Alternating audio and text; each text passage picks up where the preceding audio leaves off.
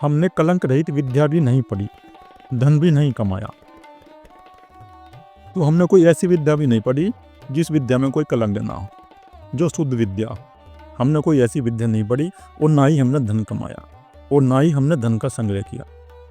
तो हमने कोई धन भी नहीं कमाया, कोई विद्या भी नहीं पढ़ी। तो उनके लिए बोल रहे हैं भर्तृहरि जी, जो ऐसे साधु संत हैं जो त्याग कर देते हैं बाहर से, जो अपने कपड़े वस्त्र एक जोड़ी ले लेंगे और एक जोड़ी वस्त्र पहन के भिक्षा करके अपना जीवन व्यतीत करते हैं, जो बाहर से त्याग कर देते हैं, जो बाहर से कोई कर्म नहीं करते, वो कर्म भी नहीं करते, वो अपना भिक्षा मांगते हैं और भिक्षा मांग के अपने शरीर का जीवन यापन करते हैं और कोई विद्या भी नहीं पढ़ते। कहीं किसी आश्रम में जाकर उन्होंने कोई विद्या भी नहीं पढ़ी, कोई ऐसा ज्ञान भी नहीं लिया और ना ही कोई उन्होंने ऐसे सदगुरु की तलाश करी कि उनको कोई सदगुरु मिल जाए और सदगुरु उनको उस परमपिता परमात्मा के मार्ग में लगा दे। तो उन्हीं के लिए बता रहे हैं भर्तृहरि जी कि ऐसे व्यक्तियों ने ना कोई कलंक रहित विद्या पढ़ी और ना ही धन कमाया और ना ही माता पिता की सेवा की। तो अगर वो घर का त्याग कर देगा ऐसा मनुष्य है, तो वो गृह जीवन में जाएगा नहीं, वो अपने माता पिता का भी त्याग कर देगा और अपने माता पिता का भी सेवा नहीं करेगा। जो ऐसा मनुष्य है जो बाहर से त्याग कर लेता है और चंचल नयन युवती का भी आलिंगन कभी नहीं किया, तो उन्होंने बाहर का त्याग कर दिया। जो युवतियां हैं, जो स्त्रियां हैं, तो उनका भी उन्होंने कोई आलिंगन नहीं किया कभी। ऐसे संतों के बारे में बोल रहे हैं जिन्होंने बाहर से पूरी तरह से त्याग कर दिया, जिनके मन के अंदर त्याग उत्पन्न हो गया। उन्होंने ये समझ लिया कि अगर हम बाहर का त्याग कर देंगे, ये धन को हम छोड़ कर भाग जाएंगे, अपने माता पिता को छोड़ के हम भाग जाएंगे और कोई विद्या नहीं पढ़ेंगे, हम वेदांत नहीं पढ़ेंगे, उपनिषद नहीं पढ़ेंगे, वेद नहीं पढ़ेंगे, तो हमें वो ज्ञान हो जाएगा। तो उन्होंने बाहर से किया, लेकिन अंदर उनके वही कामना है, अंदर उनके कोई परिवर्तन नहीं आया, उनके भीतर कोई परिवर्तन नहीं है। उनके अंदर वही धन का चिंतन चल रहा है, वही उनके अंदर स्त्री का चिंतन चल रहा है कि मैं स्त्री को भोगूं, मैं सुंदर युवतियों को भोगूं। ऐसे संतों के बारे में बोल रहे हैं राजा भर्तृहरि जी और समझा रहे हैं कि बाहर का त्याग करने से कभी किसी को वो समाधि उपलब्ध नहीं हुई। और आप चाहे कितना भी बाहर का त्याग कर लो, आपको कोई समाधि उपलब्ध नहीं होगी। अगर तुम्हें वो समाधि उपलब्ध करनी है तो तुम्हें अपने अंदर जाना पड़ेगा, अपने अंदर अपने स्वयं की खोज करनी पड़ेगी। ये जो तुम्हारे मन के अंदर व्यक्ता उठ रही है, विचार उठ रहे हैं, इनको तुम्हें धीरे धीरे छीन करना पड़ेगा, अपने मन को खाली करना पड़ेगा, शुद्ध सात्विक बनाना पड़ेगा। जब अंदर से तुम्हारा चित्त खाली हो जाएगा और तुम्हारे चित्त के अंदर जितने भी संस्कार हैं, ये संस्कार सब छीन होंगे, तभी तुम्हें वो निर्विकल्प समाधि उपलब्ध होगी। अन्यथा बाहर का किसी वस्तु का त्याग करने से या धन का त्याग करने से या किसी स्त्री का त्याग करने से तुमको कोई समाधि उपलब्ध नहीं होगी। तो इसलिए अपने अंदर जाओ, अपने भीतर जाओ और स्वयं भी खोजने उतरो। इस अहंकार को छीन करो, चित्त की विलक्षणताओं को छीन करो, और ये छीन होंगे ध्यान से। इसलिए भीतर जाओ और ध्यान करना शुरू करो। बाहर से कोई किसी प्रकार का त्याग करने से वो परमपिता परमात्मा नहीं मिलेगा। ठीक है, अगर तुमने बाहर का त्याग कर दिया है, जल्दी हो तो तुम अपने भीतर भी जाओ, अपने अंदर भी जाओ। हमने तो केवल पराय अन्न के लोभ में ही अपना जीवन कौवे की समान व्यतीत किया। भर्तृहरि जी ने कितनी बड़ी बात बोल दी अपने अनुभव की। उन्होंने ये बताया है, वो ये बता रहे हैं, हमने तो केवल पराय अन्न के लोभ से, तो लोभ तो उसके अंदर अब भी बैठा है। लोभ ये बैठा है कि मुझे भिक्षा में धन मिल जाए, मुझे अच्छा भोजन मिल जाए, और अपना जीवन कौवे के समान व्यतीत किया। तो कौवे के समान है जीवन। जो भी ऐसे मनुष्य जीवन जी रहे हैं, जो बाहर से त्याग कर देंगे, धन का त्याग कर देंगे, स्त्री का त्याग कर देंगे, तो वो जो फिर त्याग है, वो जो उनका जीवन है, वो कौवे के समान है। क्योंकि लोभ तो उनके अंदर प्रकट है। जिस प्रकार कौवे के अंदर लोभ रहता है ना, कहीं रोटी रखी रहती है और कौवा आता है, रोटी को उठा के भाग जाएगा, उड़ जाएगा। तो इसी प्रकार उन मनुष्य का जीवन ऐसा ही है जो बाहर से त्याग कर देंगे, क्योंकि उनके अंदर लोभ की व्यक्ति गई नहीं। उनका जीवन कौवे के समान हो गया और वो अपना ऐसे ही समय व्यतीत करते हैं, अपना समय काट रहे हैं। उनके अंदर कोई शांति उपलब्ध नहीं हुई जिन्होंने बाहर बाहर से त्याग कर दिया, और होगी नहीं। जो मनुष्य बाहर बाहर से त्याग कर देगा, धन का त्याग कर देगा, स्त्री का त्याग कर देगा, सभी प्रकार की वस्तुओं का त्याग कर देगा, कोई विद्या नहीं पढ़ेगा, उपनिषद नहीं पढ़ेगा, वेदांत नहीं पढ़ेगा, और वेदांत और उपनिषद पढ़ के अपने अंदर विवेक प्रकट नहीं करेगा, यज्ञ प्रकट नहीं करेगा, ध्यान नहीं करेगा, सदगुरु की तलाश नहीं करेगा, तो फिर वो चलता रहे, उसका जीवन कोवे के समान ही हो जाएगा, और उसके अंदर कोई शांति प्रकट नहीं होगी जब तक वो अपने भीतर नहीं जाएगा। अगर तुम्हें अपने अंदर शांति प्रकट करनी है, उस परम पिता परमात्मा की खोज करनी है, परम पिता परमात्मा के लिए श्रद्धा लेके आनी पड़ेगी अपने मन के अंदर, समर्पण लेके आना पड़ेगा अपने मन के अंदर। जब आपके अंदर श्रद्धा समर्पण आ जाएंगे तो फिर आप ध्यान के रास्ते से फिर आगे बढ़ोगे, और उस परम पिता परमात्मा की खोज तुम्हारी निरंतर आगे बढ़ती जाएगी। लेकिन समर्पण लेकर आना पड़ेगा, बाहर बाहर से कोई त्याग करने की कोई ज़रूरत नहीं है किसी प्रकार की। अगर आपको त्याग ही करना है तो अपने मन के अंदर जो विजयता उठनी है, काम की, क्रोध की, लोभ की, मोह की, अहंकार की, ईर्ष्या की, द्वेष की, तो इनका त्याग कर दो। और इनका त्याग ऐसे नहीं होगा, इनका त्याग वही कर सकेगा जो अपने अंदर वो शांति को प्रकट कर लेगा, वो परम पिता परमात्मा की चेतन शक्ति को प्रकट कर लेगा। तो उसके अंदर से फिर इन सब का त्याग हो जाएगा, वो स्वयं त्याग हो जाएगा, उसको कोई किसी प्रकार के भी त्याग करने की जरूरत नहीं है। भरतहरि जी आपको यही मार्गदर्शन दे रहे हैं, और मार्गदर्शन दे के बता रहे हैं इस वैराग्य सत्संग में कि अंदर का वैराग्य चाहिए अध्यात्म। जब भीतर वैराग्य प्रकट होगा, जब मन के अंदर वैराग्य प्रकट होगा, तो वही सच्चा वैराग्य है। बाहर बाहर से जो दिखावा है ना वैराग्य का, तो वो वैराग्य नहीं है, वो तो जीवन उनका कौवे के समान है। जिस प्रकार कौवा लोभ के समान उड़ता फिरता रहा, अपने लिए भोजन की तलाश करता फिरता है, तो उस मनुष्य का जीवन कौवे के समान है। अपना सर्वस्व वितरण कर करुणापूर्ण हृदय से संसार की विषम परिणाम वाली देवगति का स्मरण करते हुए पवित्र वन में भगवान शिव की चरण सन लेते हुए श्रद्धा की चांदनी रातें कब बिताएंगे। ऐसा कब समय आएगा, हमें ध्यान साधना करते करते इतना समय हमारा चला गया, और उस परम पिता परमात्मा की भक्ति करते हमारा इतना समय चला गया, लेकिन वो कब समय आएगा जब हमारे अंदर वो शिव तत्व प्रकट होगा। शिव के चरणों में अपना जीवन व्यतीत करेंगे, बिताएंगे। हम यहाँ मन में रहते हुए, कंदमूल खाते हुए हमारा जीवन बीतता जा रहा है, लेकिन वो शिव तत्व हमारे अंदर प्रकट नहीं होगा। और जब वो शिव तत्व प्रकट होगा तो फिर हम आनंद में, चांदनी रात में अपना आराम से जीवन व्यतीत करेंगे, जब हमारे अंदर वो परम पिता परमात्मा शिव का रूप प्रकट हो जाएगा, और हमारा हृदय करुणा से फिर भर जाएगा। और फिर देव गति का भी हमें कोई स्मरण नहीं है, फिर हमको कोई देव गति नहीं चाहिए, क्योंकि जिसके अंदर वो शिव तत्व प्रकट हो गया, जिसके अंदर वो चेतन की शक्ति प्रकट हो गई, तो उसको फिर देव गति से भी कोई किसी प्रकार का भी तात्पर्य नहीं है। देव गति वही चाहता है जो सात्विक कर्म करता है, जो सेवा करेगा, मनुष्य को भोजन कराएगा, दीन मनुष्य को, तो उसी के अंदर ये वासना बैठी हुई है कि मुझे स्वर्ग मिल जाएगा, मुझे देवगति मिल जाएगी। लेकिन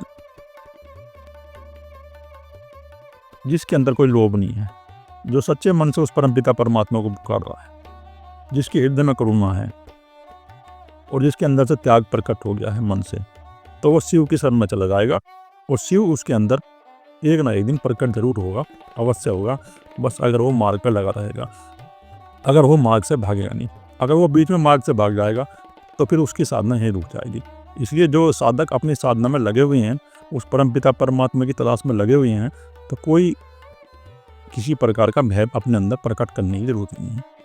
ये भय की व्यक्ति जो तुम्हारे अंदर प्रकट होती हैं कि क्या होगा, जीवन जा रहा है, वो परमपिता परमात्मा का दीदार होगा या नहीं होगा, वो चेतन शक्ति प्रकट होगी या नहीं होगी, तो ये भय की व्यक्ति निकाल दो अपने अंदर से, और अपने हृदय में प्रेम लेके आओ, करुणा लेके आओ। जब आपके अंदर में प्रेम आ जाएगा, करुणा आ जाएगी, तो स्वयं ही आपकी खोज उस परमपिता परमात्मा के लिए आगे बढ़ जाएगी। आपको कोई किसी प्रकार का भी कुछ करने की जरूरत नहीं है। वो परमपिता परमात्मा का शिव तत्व आपके अंदर भी प्रकट हो जाएगा। राजन, हम वृक्ष की छाल के वल्कल वस्त्र से संतुष्ट हैं, और तुम श्रेष्ठ वस्त्रों में संतुष्ट रहते हो। तो राजन, हम में तो ये वृक्ष की छाल है, हम तो ये वृक्ष की छाल उतारते हैं और अपनी इस वृक्ष की छाल को ही अपने शरीर को ढक लेते हैं, और इस वृक्ष की छाल को ही पहन लेते हैं, और वृक्ष के नीचे अपना जीवन व्यतीत करते हैं।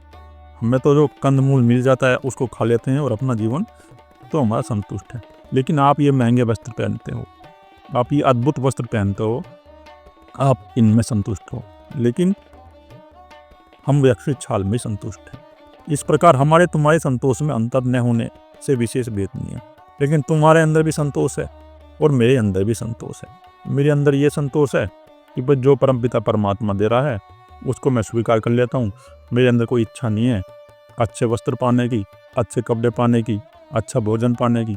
तो जो मुझे परमपिता परमात्मा और चेतन शक्ति मेरे समक्ष प्रकट कर देती है तो मैं उसे ही स्वीकार कर लेता हूँ।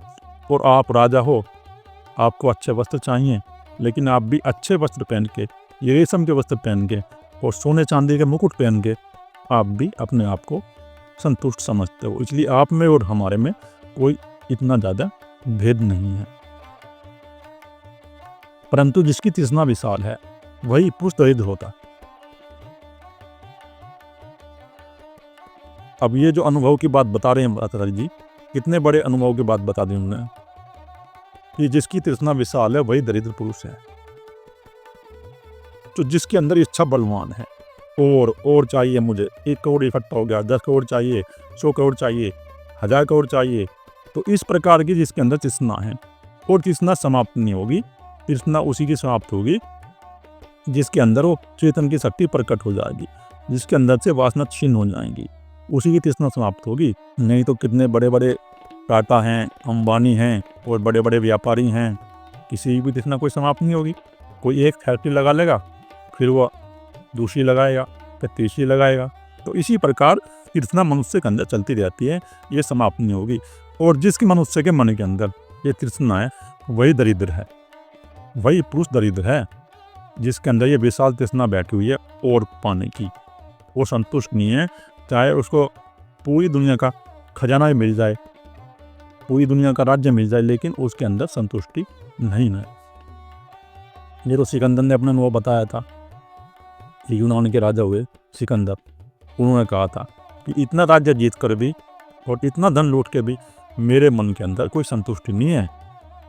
और वो अपना अनुभव बता रहे हैं, तो उनके अनुभव से आप सीख लो कि तुम कितना भी धन अपने पास संग्रह कर लो, अरबों खरबों रुपये अपने पास संग्रह कर लो, कितना भी हीरे जेवरात अपने पास संग्रह कर लो, लेकिन मन संतुष्ट नहीं होगा। मन अगर तुम्हारा संतुष्ट होगा, ये तृष्णा अगर आपके अंदर से जाएगी, तो जब ही जाएगी जब आपके अंदर वो परम पिता परमात्मा की शक्ति प्रकट होगी। जब वो चेतन शक्ति आपके अंदर प्रकट होगी, तो फिर ये आपके अंदर से ये तृष्णा छीन हो जाएंगी। नहीं तो तुम्हारे अंदर से ये विशाल तृष्णा छीन नहीं होगी, वो तृष्णा तुम्हारे अंदर ये बढ़ती जाएगी। और जिसके मन में संतोष ना हो, उसी तृष्णा की बात करते हैं भरतरी जी। चाहे कोई कितना बड़ा धनवान व्यक्ति है, धनवान मनुष्य है, अगर उसके अंदर संतुष्टि नहीं है तो वही दरिद्र है। और जिसके पास कम धन है और वो संतुष्ट है, जिसके पास थोड़ा है वो थोड़े में संतुष्ट है, तो वही अमीर है, वही पैसे वाला है, जिसके अंदर संतोष प्रकट हो गया, जिसके मन में संतुष्टि आ गई, तो अमीर वो है। और दरिद्र वो है जिसके मन में कोई संतुष्टि नहीं है, चाहे वो कितना ही धन अपने पास संग्रह कर ले, अरबों खरबों रुपये संग्रह कर ले, जिसकी तृष्णा बलवान है, विशाल है, वही दरिद्र है। और जिसकी तृष्णा छीन है वही अमीर है। ये अंदर की बात करते हैं भरतरी जी, और अपना अनुभव बता रहे हैं तुम्हें, क्योंकि भरतरी जी ने राज्य किया हुआ था और वे राजा थे, उनके पास धन भी था और विभिन्न प्रकार के भोग भी वो भोगते थे। तो वो अपना अनुभव इस पुस्तक में बता रहे हैं और तुमको समझा रहे हैं। तो तुम्हें अगर उस परमपिता परमात्मा की प्राप्ति करनी है तो तृष्णा तुम्हें अपने मन के अंदर से छीन करनी पड़ेगी। वो तृष्णा छीन कब होगी? तृष्णा छीन जब ही होगी जब तुम उस चेतन शक्ति की साधना करोगे, जब तुम ध्यान करोगे, उस परमपिता परमात्मा का भजन करोगे, तो तभी तुम्हारे अंदर से ये तृष्णा छीन होगी। नहीं तो तुम्हारे अंदर से ये तृष्णा छीन नहीं होगी। इसलिए तो आप देख ही रहे हो, संसार में कितने मनुष्य हैं, एक मकान लेते हैं, तुरंत ही उनके अंदर एक दौड़ उत्पन्न हो जाती है, या दूसरा मकान लेना है, या मुझे अच्छा बंगला बनाना है, फिर अच्छा फार्म हाउस लेना है। तो इस प्रकार ये प्रत्येक मनुष्य के अंदर ये तृष्णा बढ़ती जाती है। कोई 10 करोड़ कमा लेगा, तुरंत ही उनका मन फिर इच्छा करेगा कि मुझको 20 करोड़ मिल जाए। कोई 20 करोड़ कमा लेगा, तुरंत ही उनका मन इच्छा करेगा कि 100 करोड़ मिल जाए। तो तृष्णा ये मनुष्य की बढ़ती जाती है, उसके अंदर ये तृष्णा बढ़ती जाएगी, प्रकट होती चली जाएगी, जब तक वो ध्यान की गहराई में नहीं जाएगा, अपनी स्वयं की खोज नहीं करेगा। और जब वो ध्यान की गहराई में चले जाएगा तो उसके अंदर से ये तृष्णा धीरे धीरे छीन हो जाएगी। नहीं तो छीन होगी नहीं तृष्णा, ये तृष्णा बढ़ती जा रही है। और संसार में इतने मनुष्य हैं, तुम देख लो, बड़े बड़े व्यापारी हैं, अमेरिका के अंदर हैं, चाइना के अंदर हैं, और पूरे विश्व के अंदर इतने बड़े बड़े व्यापारी हैं और कंपनियों के मालिक हैं। वो 10 कंपनी बना देंगे, लेकिन फिर भी उनके अंदर ये दौड़ उत्पन्न है कि मुझको एक कंपनी और बनानी है, मुझको अभी इस सेक्टर में और बिजनेस करना है, मुझको अभी दूसरे सेक्टर में जाना है और वहाँ पर भी अपना बिजनेस बढ़ाना है। तो इस प्रकार ये धन पाने की दौड़ मनुष्य के अंदर बढ़ती जाती है और धन कमाने की दौड़ मनुष्य के अंदर बढ़ती जाती है, क्योंकि उसके मन के अंदर शांति नहीं है। और जिस मनुष्य के मन के अंदर शांति नहीं होगी तो उसके अंदर ये दौड़ बढ़ती चली जाएगी। अगर तुम्हें अपने मन के अंदर शांति प्रकट करनी है, वो शांति लेके आनी है, तो इस तृष्णा को छीन करो। वो तृष्णा छीन कब होगी? तृष्णा छीन जब होगी जब तुम उस परमपिता परमात्मा का वचन करोगे और एक संतुष्टि अपने अंदर लेके आओगे, विवेक लेके आओगे कि जो यहाँ है वो ठीक है, हमको मिला है, अगर परमात्मा दे वो तो ठीक है, अगर नहीं भी दे आप कर्म तो करो। कर्म करना बंद मत कर देना। यहाँ कर्म का मतलब नहीं तृष्णा से। अगर तुम समझ लो कि तुम कर्म छोड़ के बैठ गए और कुछ करो ही ना, तृष्णा का संबंध है अंदर से। अंदर तुम्हारे कोई प्राप्ति ना हो धन पाने भी, जिस प्रकार अर्जुन से कह रहे हैं भगवान श्री कृष्ण गीता में कि अर्जुन तुम कर्म तो करो लेकिन फल की इच्छा मत करो, तो फल तो तुम्हें अपने आप ही मिल जाएगा, वो परम पिता परमात्मा अपने आप ही देगा। तो अगर आप कर्म करोगे तो फल तो तुम्हें स्वयं ही मिल जाएगा। पर अपने मन के अंदर इच्छा मत रखो, मन को खाली करो।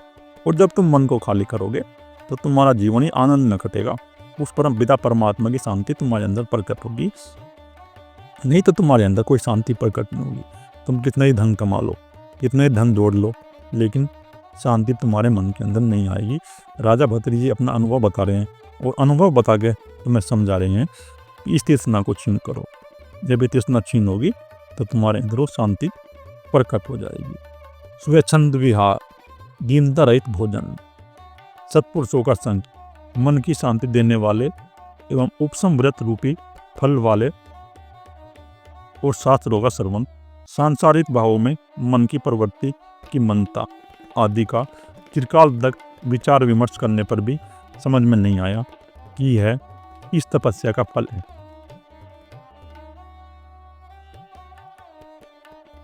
तो दीनता रहित भोजन, तो हमने दीनता रहित भोजन भी किया। हमने कोई ऐसा भोजन तो किया नहीं, चलो भाई किसी घर से मांग लो। हमने तो वही भोजन किया जो प्रकृति ने हमें दिया है, जो वृक्ष ने हमें दिया है। हमने वृक्ष से फल लिए और उन फलों का ही ग्रहण किया। हमने कोई किसी के घर जाके भिक्षा नहीं की और ना ही कोई मांगा। और संसार का विहार किया, संसार में हम घूमे, जगह जगह घूमे, तभी साधु संतों से मिले और सत्पुरुषों का संग, और जो सत्य को उपलब्ध हो गए मनुष्य थे, ऐसों का हमने संग भी किया। और मन को शांति देने वाले व्रत भी किए और फल भी खाए और शास्त्र थे उनका भी श्रवण किया। और ये विचार विमर्श करके भी हमें नहीं आया कि किस तपस्या का फल है। ये मनुष्य के पूर्व जन्मों के संस्कार होते हैं। जो मनुष्य पूर्व जन्म में उस अध्यात्म की खोज पर चलेगा, उस परम पिता परमात्मा की खोज पर चलेगा, तो वो अपना मार्ग स्वयं ढूंढ लेगा और कत्ते स्वयं उसको इस मार्ग पर लगा देगी। तो फिर वो ऐसे ही अपना भोजन करेगा और उसको सत्पुरुषों का संग मिलेगा। और जिस मनुष्य को सत्पुरुषों का संग मिल जाएगा, सत्पुरुषों का मतलब है जिनके अंदर वो चेतन की शक्ति प्रकट हो गई है, जिनके अंदर मन की शांति है। और जब तुम उनके संग में जाओगे, कोई भी अगर आध्यात्मिक का प्यासा ऐसे सदगुरु की खोज में जाएगा, उनकी शरण में जाएगा और उनके पास जाएगा, तो उनकी जो वाइब्रेशन है, उनकी वाइब्रेशन हमारे अंदर प्रकट होंगी और हमारी उससे भी साधना में गति आगे बढ़ेगी। उससे भी तुम्हारे अंदर एक शांति प्रकट होगी। स्वयं की खोज तुम्हें स्वयं करनी पड़ेगी, उनसे भी कुछ नहीं होगा, वो तो वाइब्रेशन है। लेकिन अगर तुम्हें शांति प्रकट करनी है, परमानेंट शांति चाहिए, तो तुम्हें स्वयं की खोज करनी पड़ेगी और ध्यान करना पड़ेगा। जब तुम ध्यान करोगे तो तुम्हारी आध्यात्मिक यात्रा आगे बढ़ती चली जाएगी। और शास्त्रों का श्रवण, और जो शास्त्र हैं वो भी हमने सुने, उपनिषद भी सुने, वेद भी सुने, गीता भी सुने। और फिर जो संसार की हमारी इच्छा थी वो भी थे, जो संसारिक पदार्थ की इच्छा रहती है प्रत्येक मनुष्य के अंदर, वो भी हमारे अंदर धीमी पड़, फिर वो इच्छा भी हमारे अंदर धीमी पड़ेगी, वो मंद होगी जब हम सत्पुरुषों के संग में रहे और हमने वो साधु संत वाला जीवन व्यतीत किया, तो हमारे अंदर फिर धीरे धीरे वो शांति प्रकट होनी शुरू होगी। और शांति प्रकट होनी शुरू हो जाएगी जब तुम इस मार्ग पर चलोगे, तो तुम्हारा मन अपने आप ही खाली होता चला जाएगा। तो ये तुम्हारे पूर्व जन्मों का ही फल है। राजा भरत जी ये कह रहे हैं कि तपस्या का क्या फल, तो यही तुम्हारी तपस्या है। उस मनुष्य के अंदर वो चेतन की शक्ति प्रकट हो जाएगी जो इस प्रकार साधना करेगा और अपनी साधना में लगा रहेगा। ये तुम्हें फिर समझ में आ जाएगा, ये तुम्हारे सब पूर्व जन्मों के संस्कार हैं, इनके कारण तुम उस परम पिता परमात्मा के मार्ग पर चलते हो। और फिर एक दिन तुम्हारे अंदर वो शांति जरूर प्रकट होगी। बस उस परम पिता परमात्मा के मार्ग पर चलते जाओ। जब आप उस परम पिता परमात्मा के मार्ग पर चलते रहोगे और अपना ध्यान करते रहोगे, अपने मन को खाली करते रहोगे और अपने मन के अंदर मनन करते रहोगे, तो तुम्हारे अंदर से चित्त की व्यक्तियाँ धीरे धीरे अपने आप ही क्षीण हो जाएंगी। और यही तपस्या है।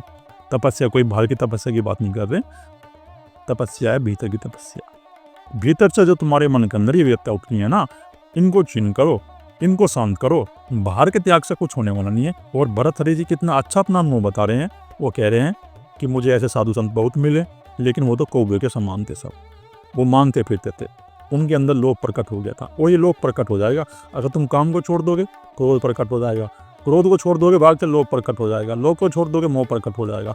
तो ये तो एक दूसरे के पहलू में प्रकट होते रहेंगे। इनका संबंध है भीतर से, चित्त से। जब तक तुम्हारा ये अहंकार छिन्न नहीं होगा, जब तक ये आपका अहंकार नष्ट नहीं होगा, तो ये विषय विकार तुम्हारे अंदर से जाएंगे नहीं। ये विषय विकार, काम, क्रोध, लोभ, मोह, ईर्ष्या, द्वेष जब भी आपके मन से जाएंगे और जब भी आपके मन के अंदर शांति प्रकट होगी, जब आप अपने इस अहंकार को नष्ट कर दोगे ध्यान के द्वारा, ज्ञान के द्वारा, विवेक के द्वारा, प्रज्ञा के द्वारा, तो फिर तुम्हारे अंदर शांति जरूर प्रकट होगी। और यही तपस्या का फल है और यही वो परम तपस्या है। और उसी के अंदर वो शिव तत्व प्रकट होगा जो इस प्रकार इस खोज में लगा रहेगा, परम पिता परमात्मा को पाने में लगा रहेगा। उसी के अंदर ये शिव तत्व प्रकट हो जाएगा और वो फिर उस परम पिता परमात्मा की गोदी में समा जाएगा। और वही सच्चा भक्ति है जिसके अंदर वो तत्व प्रकट हो गया। तो भरतहरि जी तुम्हें ये बता रहे हैं कि तुम अपनी खोज में लगे हैं ना, बीच में छोड़ के मत जाना। लेकिन बाहर के त्याग की बात नहीं करते भरतहरि जी। एक बात तुम समझ लो कि तुम बाहर का कोई त्याग नहीं करो। आप जहाँ भी रह रहे हो, परमात्मा तुम्हें जो भी दे रहा है, तुम्हारे पास धन है तो धन को छोड़ो मत, उसको स्वीकार करो, उसका लाभ उठाओ। क्योंकि धन की भी जरूरत पड़ती है इस आध्यात्मिक मार्ग में। आज का समय वो तो समय है नहीं कि धन की जरूरत नहीं पड़ेगी। आज का समय तो वो है, इतनी जनसंख्या बढ़ती जा रही है। तुम अगर कहीं जाओगे भी, घूमने भी जाओगे, तो तुम्हें फिर धन की जरूरत पड़ेगी, भोजन की व्यवस्था करनी पड़ेगी। कहीं रुकोगे, वहाँ भी रुकने के लिए भी तुम्हें पैसा देना पड़ेगा। तो धन की जरूरत तो पड़ेगी। आध्यात्मिक मार्ग में धन तुम्हारा सहायक होगा, धन को छोड़ने की जरूरत नहीं है किसी प्रकार। अगर तुम्हें वो परमपिता परमात्मा धन दिया है तो इस धन का लाभ उठाओ और इस धन का लाभ उठा के अपने अंदर उसी तत्व प्रकट कर लो। क्योंकि अब वो समय नहीं रहा। भरतहरि जी का उस समय तो वो समय था, वो विज्ञान का युग नहीं था। उस समय जनसंख्या बहुत कम थी और हिमालय में जो है साधु संत निवास करते थे ज़्यादातर। वहाँ वृक्ष थे, फल रहते थे, कंदमूल रहते थे, गुफाएं रहती थी। तो वहाँ कोई जीवन ऐसा नहीं था। अगर आप कहीं छोड़ के भी जाओगे, जहाँ भी तुम छोड़ के जाओगे, तो वहाँ तुम्हें भीड़ ही मिलेगी। और वो सब बिजनेस के अड्डे बन गए हैं। तुम अगर हिमालय में भी जाओगे तो हिमालय में भी तुम्हें रुकने के लिए एक रात के लिए 1500 रुपये चाहिए। अब वो सब नहीं रहा कि आश्रम में रुक जाओगे तुम या धर्मशाला में रुक जाओगे या तुम्हें कोई फ्री रुकने देगा, तुम्हें कोई फ्री नहीं ठहरने देगा। तो इसलिए धन को छोड़ के मत भागो। धन बहुत सहायक होगा अध्यात्म मार्ग में। बस धन दिया है परमपिता परमात्मा ने, तो उसका लाभ उठाओ और उसको स्वयं की खोज में लगाओ, अपने अंदर लगाओ और अपने घर पे ही साधना शुरू करो। ठीक है, कभी कभार घूमने में निकलो, संसार का अनुभव भी लेना बहुत ज़रूरी है। अगर तुम संसार का अनुभव लोगे फिर तुम्हें पता चलेगा। इसलिए घूमो भी, बाहर भी जाओ, साधु संतों से मिलो, लेकिन अपने घर पे ही रहो और घर पे रह के अपना एक अलग कमरा बनाओ, वहीं पे अपनी ध्यान साधना शुरू करो। तो धन को छोड़ के भागने की ज़रूरत नहीं है और ना ही घर को छोड़ के भागने की ज़रूरत है। जहाँ हो जैसे हो वहीं अपनी साधना शुरू करो, क्योंकि ये धन तुम्हारे अंदर बैठा हुआ है, ये लोभ तुम्हारे अंदर बैठा हुआ है, ये स्त्री तुम्हारे अंदर बैठी हुई है, ये सब अंदर का विषय है। तुम इनको बाहर से छोड़ के भाग जाओगे तो तुम्हारे मन के अंदर तो ही रहेंगे ही। तो इसलिए अपना समय खराब मत करो, जहाँ हो जैसे हो अपनी साधना शुरू करो। ओम।